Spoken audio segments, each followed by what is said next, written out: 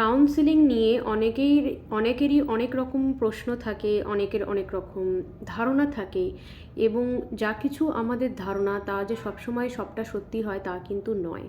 আজকে আমি আপনাদেরকে একটা কথা বলতে চাই।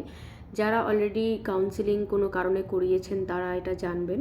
যারা এখনও কাউন্সেলিং করাননি, নিজেদের কোনো সমস্যার ক্ষেত্রে কিন্তু ভাবছেন আপনাদের প্রয়োজন রয়েছে আপনাদের শিশুর জন্য বা আপনাদের নিজেদের জন্য কাউন্সেলিংয়ের, এক্ষেত্রে একটা কথা আপনাদের জানতেই হবে। সেটা হলো counselling itself is a process. একটা প্রসেস যখন স্টার্ট হয়, সেই প্রসেসটা কিন্তু শুরু হতে এবং কার্যকর করতে কিছুটা সময় লাগে। অর্থাৎ আপনি কখনো এটা মনে করতে পারবেন না যে আপনি কাউন্সিলরের কাছে গেলেন এবং আপনি আপনার সমস্যাটা তাকে বললেন, আর কাউন্সিলর আপনাকে এমন একটা প্রবলেমের সলিউশন বলে দিল যে আপনি সেই দিনই রেমেডি পেয়ে গেলেন। It's not like a medicine, but it's like a process. Actually এটা অনেকটাই সময়ের সাপেক্ষ ব্যাপার। অর্থাৎ কখনোই আপনাকে আমরা এটা বলতে পারবো না যে একটা সেটিংয়ের পর আপনি কিংবা আপনার চাইল্ড কমপ্লিটলি সেই ব্যাপারটা থেকে কিওর হয়ে যেতে পারবেন।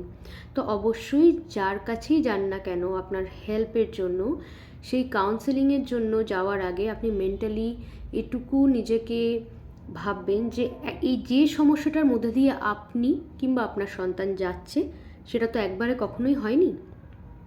সুতরাং সেই সমস্যাটা যেতেও সময় লাগবে, আর আপনাকে ধৈর্য অবশ্যই রাখতে হবে।